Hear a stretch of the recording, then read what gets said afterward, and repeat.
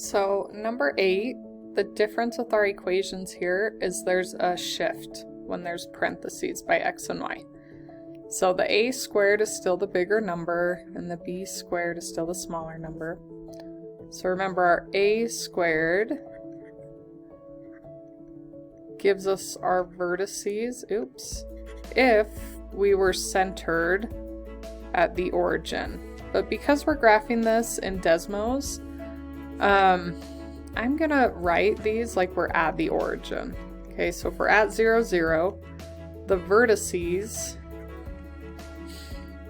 would be, oh, I need to see if it's x or y. Aha, look how A is under y. That means our major axis is the y-axis. So that means these are gonna go in the y spot.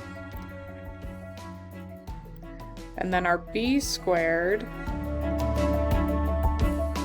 these would be our co-vertices. That's what we did last time, or on the last problem. And those would go in the x spot. So that's the top and the sides. And then our shift can be found with these.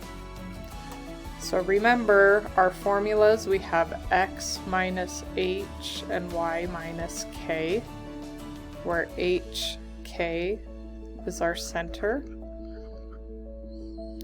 So for this problem, our center's -2 and -4 because the sign is opposite. It's always an opposite sign in the parentheses.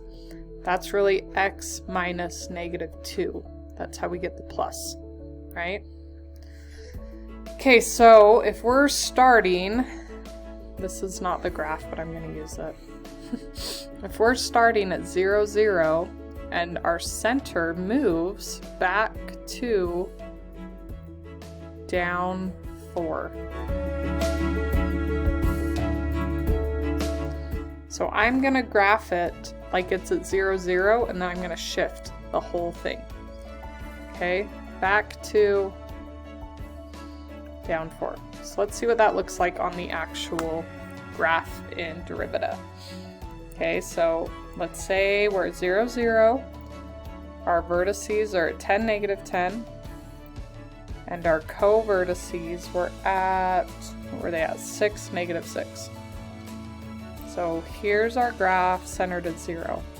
We're going to shift it, right? The center changed. We're going to go back to, see how the whole graph's coming with me?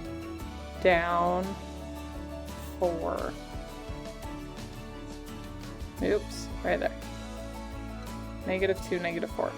So if you were to figure, using our formulas, the new vertex, the new co-vertex, that would be fine.